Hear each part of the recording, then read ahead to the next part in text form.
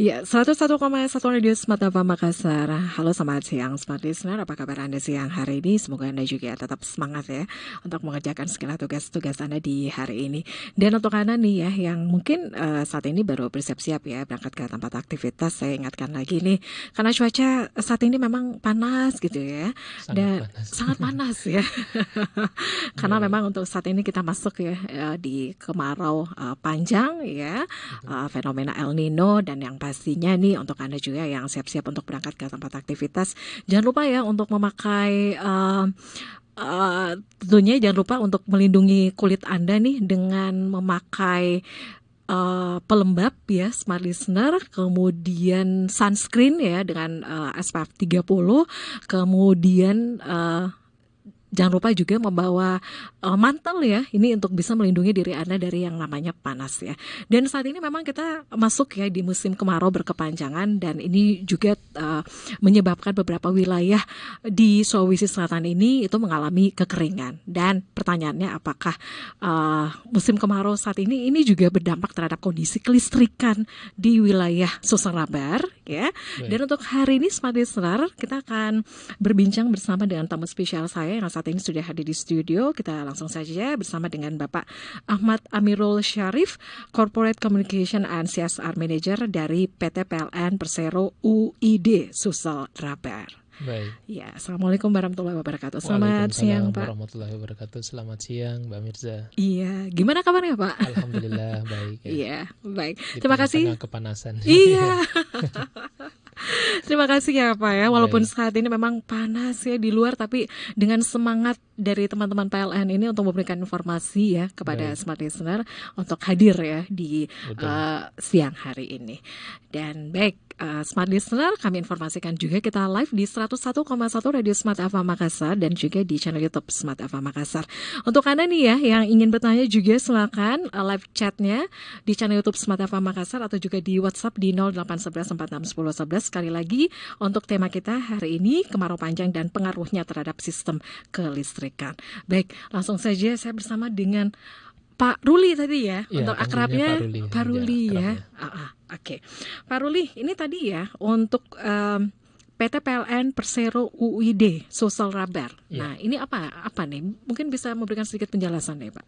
Baik, Iya. jadi kami itu adalah kepanjangannya ya, yaitu Unit Induk Distribusi Sulawesi Selatan, Tenggara, dan Barat. Jadi kami yang bertanggung jawab untuk mendistribusikan listrik sampai ke masyarakat, ke pelanggan, itu di dalam wilayah atau jangkauan wilayah kerja Sulawesi Selatan, kemudian Sulawesi Barat, dan Sulawesi Tenggara, dan ada sebagian Sulawesi Tengah di daerah Poso. Jadi itu ya, Ya, jadi UID Sulsel Rabar Pak, disingkat betul. Sulsel Rabar ya. Ya, Baik, Pak, tadi seperti informasikan ya kalau kemarau panjang dan pengaruhnya terhadap sistem kelistrikan ya betul. untuk di wilayah Sulsel Rabar ini. Ya. Dan dari Pak Ruli ini mungkin bisa memberikan sedikit gambaran Pak untuk kondisi kelistrikan saat ini seperti apa Pak?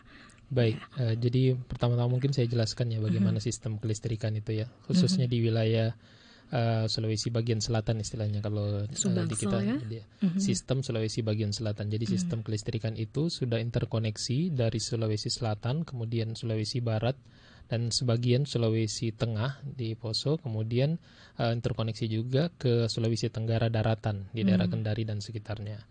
Jadi sistem itu semua sudah terhubung melalui jaringan transmisi, kalau istilahnya dulu SUTET ya biasanya ya. Iya. Transmisi 150 sampai 300 kilovolt. Kemudian itu ditopang oleh pembangkit yang tersebar. Pembangkit-pembangkit yang tersebar. Kemudian dari transmisi itu diturunkan ke distribusi. Distribusi itulah yang menjadi tugasnya unit induk distribusi untuk menyebarkan sampai ke pelanggan. Distribusi itu ada kabel yang 3 yang di atas yang tiang itu tiang beton. Iya Pak. Kemudian diturunkan ke jaringan tegangan rendah. Ada biasanya trafo di tiang itu diturunkan ke situ, kemudian sampai ke rumah-rumah pelanggan melalui kabel SR lah istilahnya, sambungan rumah. Nah, yang terjadi sekarang, kenapa fenomena El Nino itu mempengaruhi kondisi kelistrikan? Karena di sistem pembangkit kita dari total 2.500 megawatt yang bisa kita supply, itu 33%-nya itu adalah pembangkit listrik tenaga air. Ya.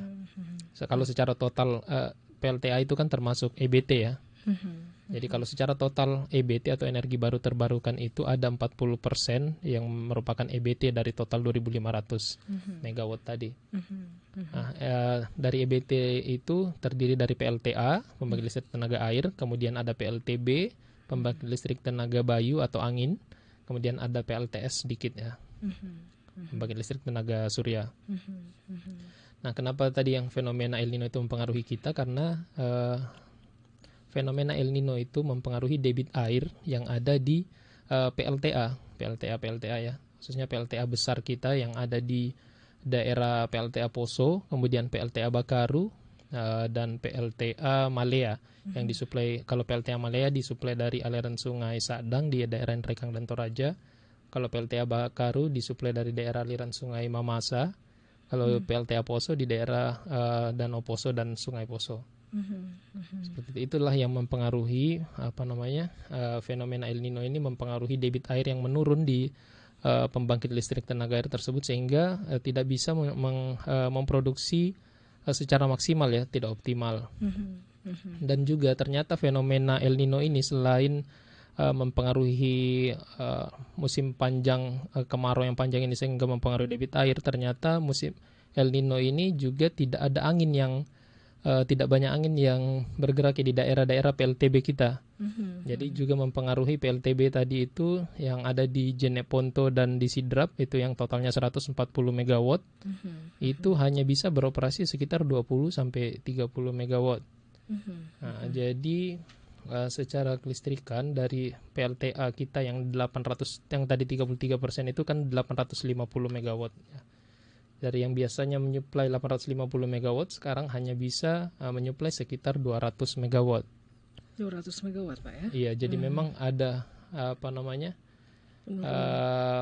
kekurangan produksi ya, yang kita tidak bisa maksimalkan produksi dari pembangkit listrik tenaga air dan tenaga bayu tersebut. Oke.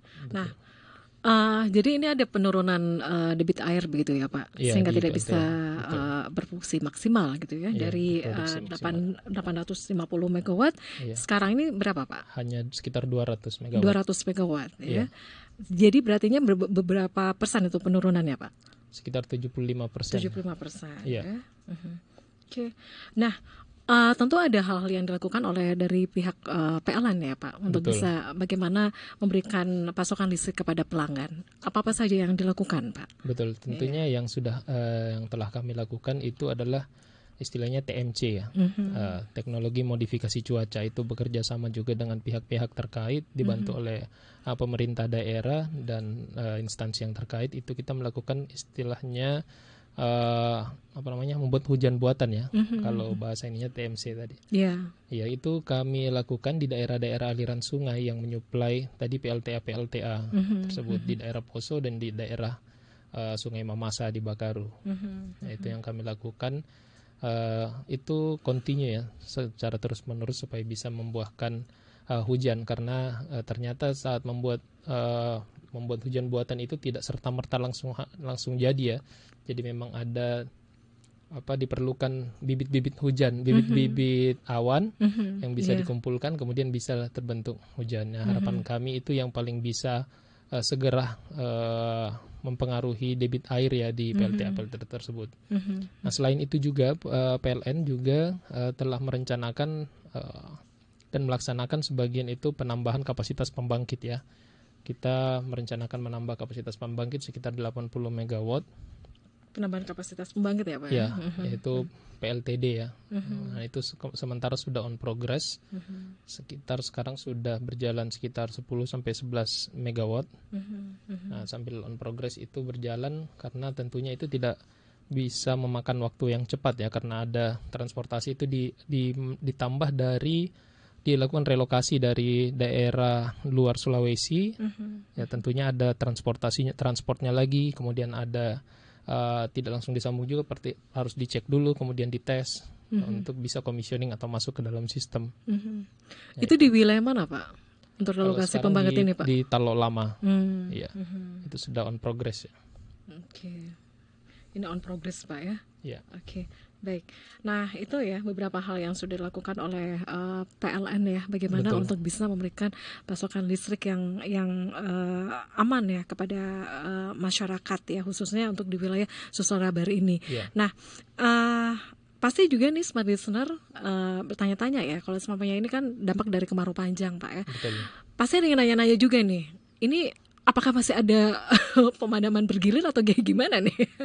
Ya, tadi yang saya jelaskan bahwa kekurangan produksi pembangkit kita, sementara pemakaian listrik masyarakat semakin banyak. Iya, itu di jam-jam berapa Pak untuk puncaknya Pak? Untuk kalau sekarang itu kalau beban puncak, istilahnya dulu puncak. Kan itu dulu ya, istilahnya itu di malam hari biasanya karena pada saat orang bersamaan menyalakan lampu, orang pulang ke rumah masing-masing. Tapi kalau sekarang itu karena adanya air conditioner sekarang dan orang banyak berkantor juga, jadi sekarang itu dari siang itu sudah mulai tinggi pemakaiannya, apalagi musim panas, orang lebih menyalakan banyak AC-nya atau mengatur suhunya lebih rendah, ya itu tentunya lebih banyak pemakaian listrik ya. Pemakaian listrik. Jadi sekarang beban puncak range-nya itu malah lebih cepat ya sekarang di daerah siang itu sudah mulai naik sampai dengan malam hari.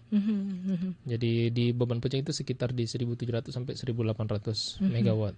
Nah, sementara PLN tidak mampu memproduksi lebih dari itu. Nah, tentunya kita perlu melakukan manajemen beban istilahnya. Jadi ada beberapa daerah yang harus tidak bisa menggunakan energi listrik dulu supaya bisa menyalakan pelanggan yang lain. Nah, itu untuk untuk pemetaannya kapan dilakukan pemadaman, kapan untuk wilayahnya itu seperti apa sih Pak untuk pengaturannya itu Pak? Ya, untuk pengaturannya sendiri kami mengatur setiap siklusnya itu pelanggan merasakan tidak bisa menggunakan listrik itu selama 4 jam dulu. 4 jam selama 1 hari. Nah, itu kita putar lagi di satu daerah, kemudian kita pindahkan lagi ke daerah lain, kemudian kita pindahkan lagi ke daerah lain, itu diputar sedemikian rupa supaya bagaimana tetap maksimal ya, bisa sesuai dengan penggunaan pelanggan dengan pembangkit yang bisa diproduksi. Seperti itu. Tentunya kita ada daerah-daerah yang prioritas ya, contohnya seperti rumah sakit yang menyangkut nyawa manusia, tentunya itu kita prioritaskan untuk tidak terkena pemadaman seperti itu. Oke, rumah-rumah sakit Pak. Rumah sakit dan daerah-daerah objek vital nasional lainnya yang memang sangat bergantung dengan listrik. Seperti itu. Oke, jadi itu ya, itu menjadi pertimbangan ya Pak ya. Iya, pada saat dilakukan pemadaman bergilir. Ya. Kalau saya sih milihnya jangan malam deh. Ada juga yang bilang jangan siang. Jadi ya tentunya kita mengatur sebagaimana mungkin supaya tetap bisa dibilang adil ya kepada semua masyarakat. Ya. Oke, jangan yang malam terus atau siang terus padamnya ya. Oke. Nah, kita masih lanjut lagi ya Pak Ruli ya. Kita break dulu untuk sesaat ya. Dan smart listener, untuk ada juga nih yang mau bertanya ya. Ada yang ingin Anda sampaikan sesuai dengan tema ataupun topik kita untuk hari ini ya, kemarau panjang dan pengaruhnya terhadap sistem kelistrikan. Pasti penasaran ya, sampai kapan sih untuk hal yang kita rasakan untuk saat ini itu sampai kapan sih Pak Ruli? Tapi kita jawab sebentar ya Pak. Oke. Dan smart listener, untuk Anda juga di WhatsApp di 0811461011 untuk live chat di channel YouTube Smart FM Makassar. Anda jangan kemana-mana, kami akan kembali sesaat lagi. Ya, untuk hari ini masih talk show bersama PLN Persero UID Sulsel Rabar ya, dan di sini kita masih bersama dengan Pak Ruli ya. Baik, dan untuk Anda juga nih yang mau bergabung ya, ada hal yang ingin Anda tanyakan seputar topik yang kita bahas untuk hari ini, yang mungkin ada yang bertanya nih untuk kondisi saat ini sampai kapan sih dilakukan pemadaman bergilir ini ya. Silakan ya kalau ada yang ingin bertanya juga di 0811461011 untuk WhatsApp, kemudian untuk live chatnya di channel YouTube Smart FM Makassar. Baik, Pak Ruli tadi ya, silakan Pak Ruli tadi kan seperti diinformasikan ya untuk bagaimana menjaga pasokan listrik ini tetap aman ya kepada masyarakat. Tentu ada berbagai upaya sudah dilakukan oleh PLN ya, seperti adanya modifikasi cuaca ya, TMC ya. Kemudian ada juga relokasi pembangkit ya Pak di beberapa wilayah di Iya, suasana baru ini ya Pak ya. betul. Nah ini sebenarnya untuk hal-hal yang akibat ataupun dari fenomena El Nino ini di mana dilakukan pemadaman bergilir ini Pak, itu sampai kapan sih sebenarnya Pak? Baik, Ya. jadi harapan kami semua yang kita telah laksanakan itu, eh, baik itu teknologi modifikasi cuaca dan relokasi pembangkit itu bisa berjalan lancar ya. Jadi apa namanya, teknologi modifikasi cuaca itu harapan kami bisa segera muncul atau segera turun hujan di daerah aliran sungai yang tentunya menyuplai ke PLTA terbesar di wilayah Sulawesi bagian selatan ya, tentunya. Jadi contohnya di daerah Bakaru atau daerah aliran sungai Mamasa di sana yang bisa menyuplai ke PLTA Bakaru. Kemudian juga di daerah Poso yang kita sudah lakukan TMC juga, karena di sana lumayan besar pembangkit listrik tenaga airnya ya. Di PLTA Poso sendiri itu 500 megawatt, di PLTA Bakaru itu 100 megawatt. Jadi harapan kami itu yang bisa segera terrealisasi, kemudian bisa segera turun hujan tentunya.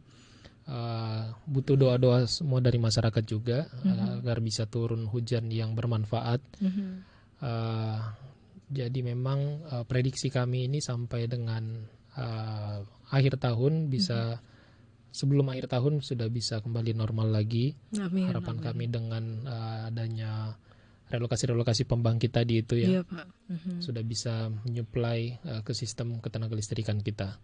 Saya kira itu yang bisa kami sampaikan. Oke, Pak, itu pada saat melakukan modifikasi cuaca itu dari pihak PLN itu siapa lagi Pak yang diikut sertakan Pak? Jadi di PLN sendiri kami menunjuk ke anak perusahaan di sana, di Antara Power ya, bekerja sama dengan pihak-pihak yang terkait seperti BMKG, kemudian pemerintah setempat tentunya perlu perizinan ya, karena teknologi modifikasi cuaca itu menerbangkan drone pesawat yang membawa garam untuk ditembakkan ke biji-biji awan ya, atau benih-benih awan. Nah tentunya kalau tidak ada benih awan pun ditembakkan garam, jadi sia-sia. Jadi memang harus ada timingnya. Itu tentunya berkoordinasi dengan BMKG kapan bisa dilakukan. Dan itu juga continuous dilakukannya, bukan hanya satu kali. Jadi langsung diteruskan terus supaya jatuhnya juga hujan yang kita harapkan itu di daerah-daerah aliran sungai tersebut di daerah PLTA. Yang di Bakaru itu ya Pak ya? Bakaru, di Malea dan di Poso. Dan di Poso ya. Baik. Kita ada pertanyaan ya Pak untuk di live chat ya di channel YouTube Smart FM Makassar. Nah ini, jika ada penurunan debit air yang drastis, apa saja solusi dari pihak PLN katanya? Ini untuk menangani krisis air yang berefek untuk pembunuhan listrik ya. Silakan Pak. Ya tadi saya kira itu tentunya yang kita lakukan adalah TMC tadi ya, teknologi modifikasi cuaca untuk menambah debit air di situ. Karena tentunya kita harus mengontrol ya, kalau semakin produksi listrik itu artinya semakin banyak air yang harus dikeluarkan dari debit air itu. Jadi semakin rendah debit airnya, semakin minim produksi yang bisa diproduksi oleh PLTA-nya. Jadi memang harapan kita ya tentunya hanya hujan yang bisa menambah debit air di daerah situ, di daerah PLTA tersebut. Oke, baik. Itu ya untuk yang sudah mengirimkan pertanyaan di live chat di channel YouTube Smart FM Makassar, dan untuk Anda yang lain kami masih menantikan ya. Sekali lagi untuk tema kita untuk hari ini, Smart Listener, kemarau panjang dan pengaruhnya terhadap sistem kelistrikan ya. Di WhatsApp di 0811 461011 dan juga di live chat di channel YouTube Smart FM Makassar.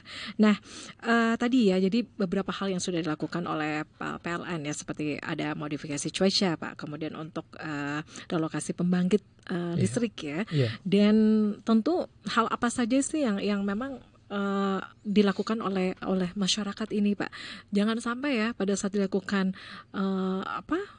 efek dari fenomena El Nino ini itu juga mempengaruhi ya produktivitas dari masyarakat ini Pak. Ini gimana nih Pak? Jadi untuk memang mencegah ya, tipsnya ya. Tipsnya. Manajemen beban ini tentunya kami lakukan setiap hari, Mbak ya. Tapi kami senantiasa menginformasikan melalui channel-channel yang kita miliki seperti sosial media, bisa melihat dari sosial media PLN Sulsarabar dan sosial media PLN UP3 atau unit lain. Itu bisa melihat jadwal rencana manajemen bebannya ya. Selain itu juga kita menginformasikan ke media-media yang telah bekerja sama dengan PLN untuk rutin menginformasikan ke masyarakat sehingga informasi itu bisa diterima masyarakat untuk bisa dipersiapkan besoknya ya. Jadi masyarakat supaya bisa lebih produktif itu minimal memperhatikan jadwalnya, melihat jam berapa ini kami terkena dampaknya ini, sehingga bisa mengatur jadwalnya ya sesuai jadwal manajemen beban tersebut. Iya. Seperti itu. Jadi jangan sampai ya kalau pada saat di rumah gitu ya, jangan lupa untuk handphonenya udah dicas gitu Pak Di. Betul. Udah siap-siap Ya. memang toh. Atau Iya. mungkin jalan dulu ke mall-mall atau ke Iya benar. iya, Untuk atau ke ngadem-ngadem hotel dulu atau Pak. ke rumah keluarga yang Iya. lain seperti itu untuk mempersiapkan lebih dini seperti itu. Itu ya hal yang bisa Iya. kita lakukan ya. Oke. Nah tadi ya seperti diinformasikan juga Pak. Jadi untuk pada saat dilakukan pemadaman itu Pak, itu memang pembagian wilayahnya tuh seperti apa sih Pak? Iya, tadi pembagian wilayahnya tentunya kami seadil mungkin ya, dengan memetakan masing-masing pelanggan dalam satu siklus itu maksimal 4 jam yang dirasakan oleh masyarakat ya dalam satu hari. Nah, setelah itu kami harus tentunya ada daerah-daerah yang prioritas untuk tidak dipadamkan. Tadi saya sudah jelaskan terkait seperti rumah sakit dan daerah-daerah objek vital nasional. Nah, kalau memang ada yang biasa masyarakat mengeluhkan kenapa daerah saya sering mati tapi yang lain biasanya nyala terus. Nah, mungkin jalur-jalur yang menuju ke daerah objek vital nasional itu atau ke rumah sakit tersebut lah itu kan tentunya satu jalur ya. Nah, di daerah situ yang merasakan biasanya lebih minim ininya. Pemadaman bergilir Pak. Iya. Ada juga teman saya kemarin katanya, dia bilang gini Pak, kamu Mbak Mirsa ngerasain ya katanya pemadaman bergilir, tapi di rumah saya katanya tidak Pak. Ya, jadi dia tinggal tadi, di seputar Almarkas katanya Pak. Ya, sorry di Masjid Raya Pak. Iya. Masjid Raya. Iya. Jadi memang ada daerah-daerah tadi ada objek vital di situ atau ada memang instalasi-instalasi seperti kesehatan yang memang membutuhkan listrik 24 jam. Yang itu senantiasa berkoordinasi dengan kami juga menginformasikan seperti itu. Oke, baik. Jadi itu ya untuk pemetaan wilayahnya ya Pak ya. Jadi dilihat lagi dari bagaimana karakteristik pelanggannya gitu ya. Oke. Nah, tentu harapannya Pak untuk modifikasi cuaca ini itu ada hasil yang terlihat gitu ya Pak. Betul. Dan tentu dari pihak PLN ya. Kalau tadi seperti informasikan juga untuk kondisi seperti saat ini ya, harapannya itu segera ya hujan turun di wilayah Sulsarabar ini. Kemudian nih Pak, dari pihak PLN sendiri Pak, kan sebentar lagi nih ya ada banyak perkiraan yang mengatakan bahwa musim hujan itu kan akan datangnya di bulan November gitu Pak. Betul. Nah, dari pihak PLN sendiri nih untuk langkah preventif yang dilakukan Pak untuk meningkatkan kendala jaringan pada saat musim hujan nantinya, apakah sudah ada gambaran atau bagaimana Pak? Baik. Jadi pada saat ini kan sudah dilakukan manajemen beban ya. Nah, itu kami memanfaatkan jadwal-jadwal tersebut. Pada saat tidak dialiri listrik, kami memanfaatkan untuk melakukan pemeliharaan.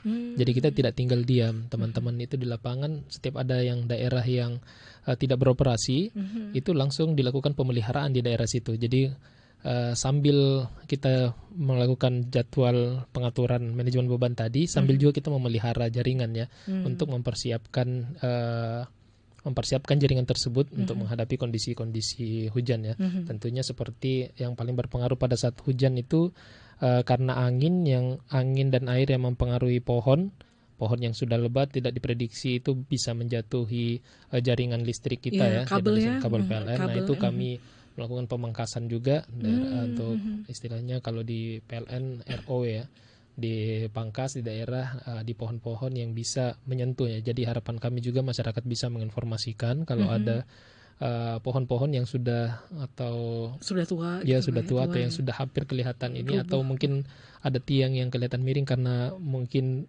terkena kendaraan atau seperti apa, karena kalau kami tidak dapat informasi, itu kami juga tidak bisa melakukan perbaikan tentunya. Jadi harus ada itu peran masyarakat ya untuk menyampaikan kayak gitu. Oke, jadi ini harus ada peran dari masyarakat ya yang langsung menginformasikan ya bahwa ini di daerah sini Pak. Betul. Itu gimana Pak untuk bisa langsung direspon dari pihak PLN Pak? Kita punya kanal-kanal atau channel-channel pelaporan atau pengaduan ya. Yang pertama itu kontak center, bisa menelpon langsung ke 123, atau yang sekarang lagi booming itu yang kita kita promokan itu adalah produk aplikasi PLN Mobile. Wow. Jadi semua lebih mudah, PLN dalam satu genggaman ya. Jadi semua bisa diakses itu, permohonan mulai dari pasang baru, mulai tambah daya, kemudian membuat pengaduan atau ada gangguan di rumah, itu semua bisa.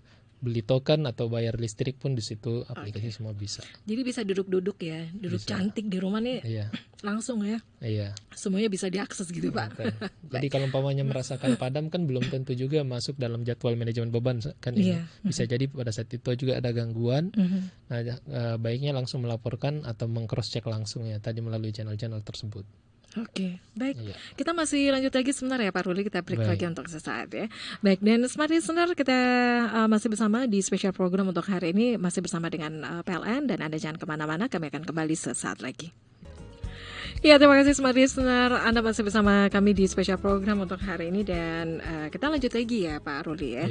Dan tentu untuk memberikan yang terbaik untuk pelanggan ya. Tentu ada banyak kemudahan-kemudahan yang dilakukan juga, ataupun ada banyak hal yang sudah dilakukan oleh pihak PLN ya. Salah satunya dengan adanya aplikasi PLN Mobile ya, PLN Mobile.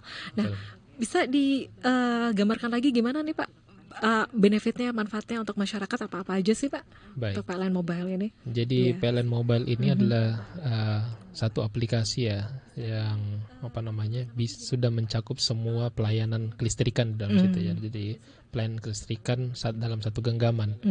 Jadi sangat mudah, sangat simpel dalam mengaksesnya, juga bisa di-download langsung di aplikasi di App Store atau di Play Store untuk di Android ataupun iPhone ya. Kemudian bisa di aplikasi PLN Mobile sendiri itu banyak fitur-fiturnya ya, seperti melakukan pasang baru atau permohonan rubah daya, atau melakukan pengaduan seperti sekarang yang tadi saya jelaskan ya. Ada kondisi yang tidak aman atau kondisi yang sementara padam atau di mana, itu bisa diinformasikan di aplikasi PLN Mobile. Jadi itu juga lintas daerah ya. Jadi umpamanya rumahnya Mbak Mirsa ada di Makassar, sementara Mbak Mirsa lagi ada di Jakarta, itu tetap bisa melakukan pengaduan ya. Kalau ada informasi bahwa di sana padam atau di sana lagi gangguan, bisa dilakukan. Jadi memang sudah bisa diakses dari mana saja. Nah, dari aplikasi PLN Mobile juga bisa melakukan, selain membayar rekening listrik dan membeli token, juga bisa melakukan baca meter ya, namanya baca meter Swakem atau baca meter sendiri ya oleh pelanggan. Kalau umpamanya ada biasanya pelanggan-pelanggan yang komplain kalau kenapa ini KWH meter saya tidak pernah dibaca ya, ternyata di rumahnya pagarnya tinggi atau pagarnya terkunci. Nah, menggunakan aplikasi PLN Mobile itu bisa membaca melakukan baca meter sendiri. Iya. Jadi melakukan foto sendiri, kemudian bisa menghitung estimasi tagihan tagihan listriknya. Jadi memang kalau sudah lihat standnya, sekarang saya standnya segini, bulan depan segini, sudah bisa memprediksi, ada simulasi di situ biayanya, simulasi tagihannya berapa dalam bulan itu bisa kelihatan di situ. Jadi sekarang sudah terbuka ya, sangat terbuka untuk perhitungan pencatatannya, bisa diakses di mana saja. Iya. Jadi biasanya kalau semuanya ada yang aduan ya tentang petugas gitu kan, kalau semuanya pada saat pencatatan meteran gitu ya. Oke, jadi memang itu harus sebaiknya bisa ya untuk baca sendiri ya. Bisa. Berapa penggunaan KWH-nya Pak. Betul. Iya. Oke. Nah, tentu ada banyak hal lagi ya yang bisa diakses nih di aplikasi PLN Mobile ya. Apa lagi nih Pak selain untuk pencatatan meteran sendiri, apa lagi nih Pak?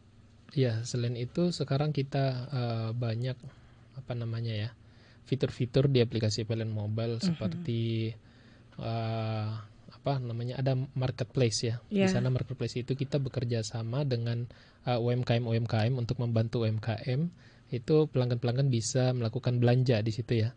Belanja bekerja sama dengan UMKM yang kita sudah bekerja sama dengan PLN, itu bahkan kita kait-kaitkan dengan promo ya, promo PLN. Jadi harus contohnya pelanggan itu harus membelanjakan dulu sekitar berapa 200.000 sekian di UMKM tersebut, kemudian bisa mendapatkan promo tambah daya. Oh, Promo tambah daya begitu. seperti itu. Itu ada beberapa fitur-fitur seperti itu juga. Itu adalah salah satu bentuk usaha kami dalam membantu UMKM ya. supaya bisa lebih meningkatkan penjualannya. Oke, Seperti itu hal yang Salah sudah satu. dilakukan ya dari Iya, betul. PLN ya. Betul. Oke, nah kemudian ya Pak, itu yang untuk PLN mobile ya, ini Iya. merupakan salah satu aplikasi yang sangat memudahkan ya untuk Betul. masyarakat nih. Nah, terus Pak untuk yang token ya, ini gimana nih Pak? Iya. Itu bisa juga beli di situ gimana Pak? Bisa. Iya. Kalau untuk prabayar sendiri, token atau prabayar bisa membeli di situ dari minimal 5.000 ya, 5.000 rupiah itu sudah bisa melakukan pembelian token di situ. Kita juga bekerja sama dengan perbankan ya, sehingga biaya adminnya lebih murah kalau beli di situ. Oh gitu Pak. Seperti itu. Pak, sebenarnya nih kalau kita membeli token gitu ya Pak, ada tips nggak sih Pak? Oh, ada penelpon. Ya, kita coba angkat dulu Pak. Ini ada penelpon yang masuk ya. Baik. Ya, halo, selamat siang. Ya, halo, selamat siang. Dengan siapa, Ibu?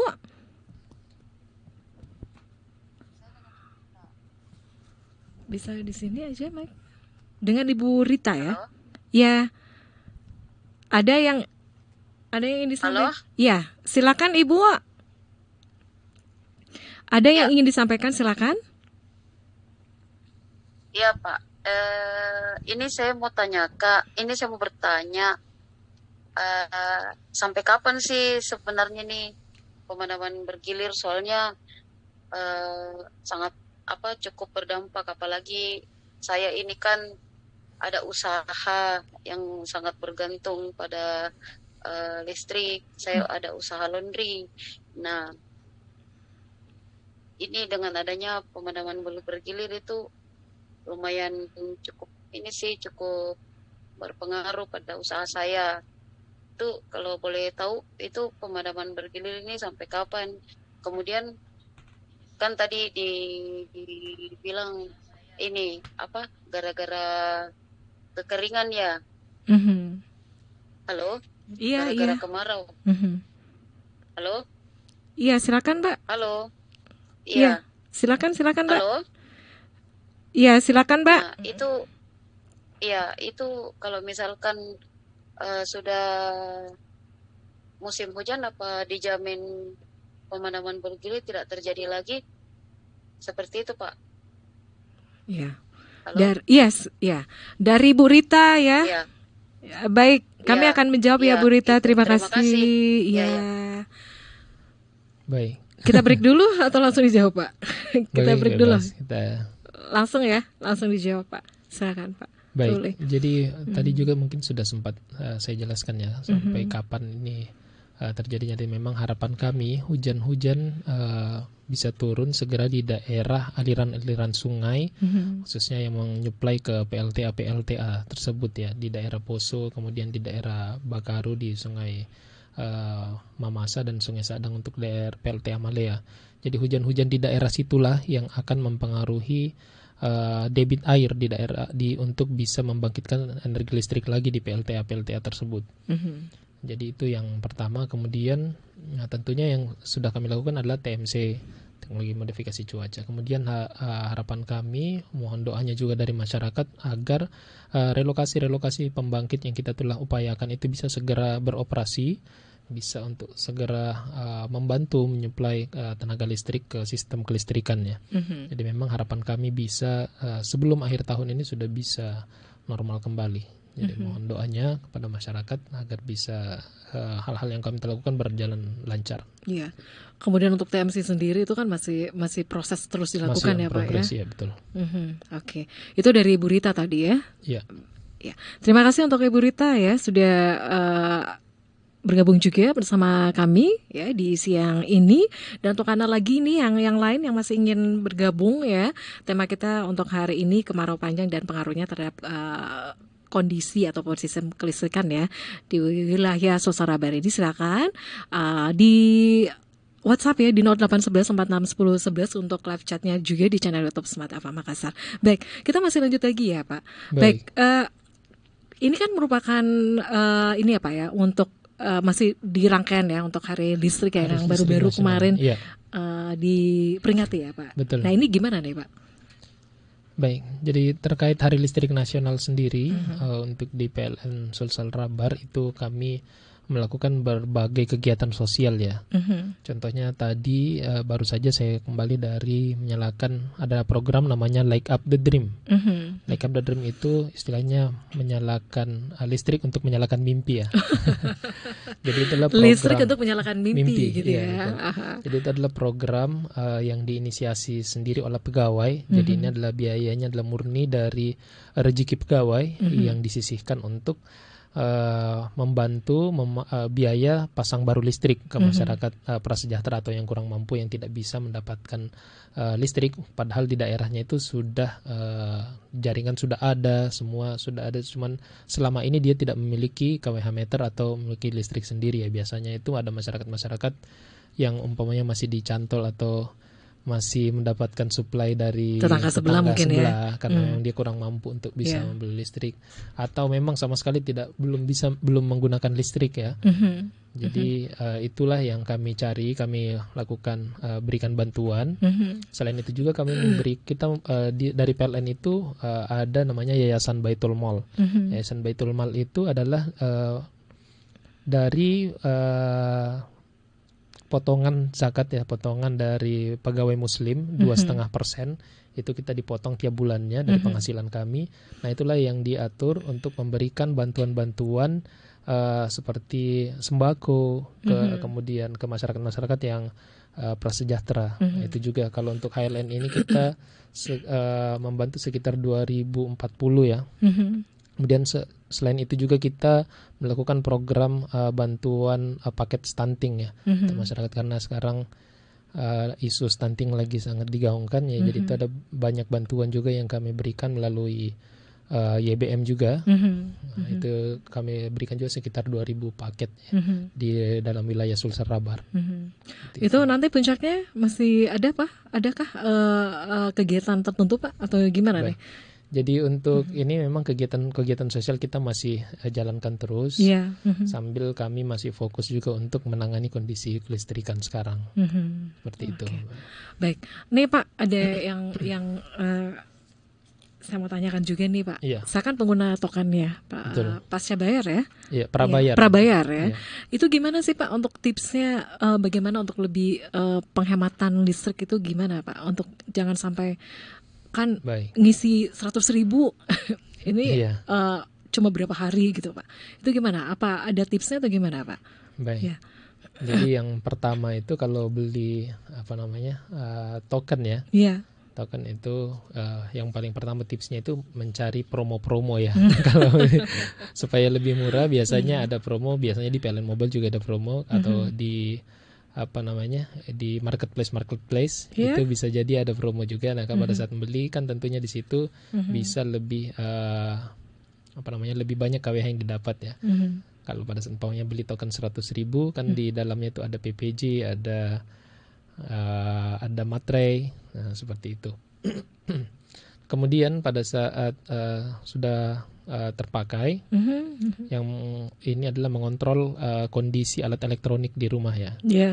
Contohnya yang paling menyedot energi listrik itu kan AC biasanya. Nah, AC itu harus rutin untuk dibersihkan, Bu. Jadi kalau AC-nya lama tidak dibersihkan, semakin kotor, semakin bekerja keras dia untuk bisa menyesuaikan suhu ya. Iya Pak, ya benar. Gitu. Jadi pada saat AC itu jarang dibersihkan, tentunya itu bisa meningkatkan pemakaian listrik. Jadi itu harus rutin juga dan dijaga juga alat-alat elektronik lain yang tidak sementara digunakan itu bisa dicabut mungkin dari ininya, colokannya supaya aman juga ya. Seperti itu. Oke, itu tipsnya ya Pak, Iya, tips-tipsnya. untuk yang Untuk prabayar. betul. Iya, oke. Baik. Sepertinya pengennya nambah lagi ya Pak ya. Oke, Iya. baik, dari pembahasan kita nih Pak untuk kemarau panjang dan pengaruhnya terhadap sistem kelistrikan, kita kembali lagi nih Pak. Baik. Ada hal-hal yang ingin disampaikan pada masyarakat Pak, khususnya Baik. untuk kondisi kelistrikan di wilayah Suasana Baru ini, silakan Pak. Baik, mungkin yang pertama ingin saya sampaikan yaitu permohonan maaf sebesar-besarnya kepada semua masyarakat atas segala ketidaknyamanan yang terjadi. Tentunya listrik ini menjadi kebutuhan primer ya, kebutuhan dasar pada masyarakat.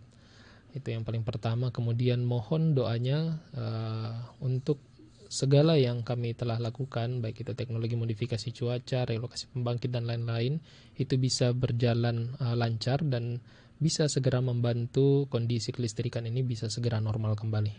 Itu mungkin yang bisa saya sampaikan. Terima kasih. Assalamualaikum warahmatullahi wabarakatuh. Mohon dukungan, mohon doanya ya Pak Iya. ya, supaya untuk pasokan listrik ini Baik. kembali stabil ya Betul. Pak. Baik, sekali lagi terima kasih untuk Bapak Ahmad Amirul Syarif yang akrabnya kita panggil Pak Ruli ya. Betul. Terima kasih sekali lagi Pak Ruli, Corporate Communication and CSR Manager PT PLN Persero UID ya, untuk unit induk distribusi Sulawesi Selatan, Tenggara dan Barat. Ya. Baik. Baik, dan Smart Listener, untuk perbincangan ini Anda juga kembali bisa menyaksikannya ya di channel YouTube Smart FM Makassar. Sekali lagi terima kasih Pak Ruli ya. Iya, sama-sama Ya, Mbak Mirza. dan Smart Listener, demikian untuk perbincangan kita di siang hari ini. Saya Mirza Arianti pamit. Selamat siang. Assalamualaikum warahmatullahi wabarakatuh. Sampai jumpa. Waalaikumsalam.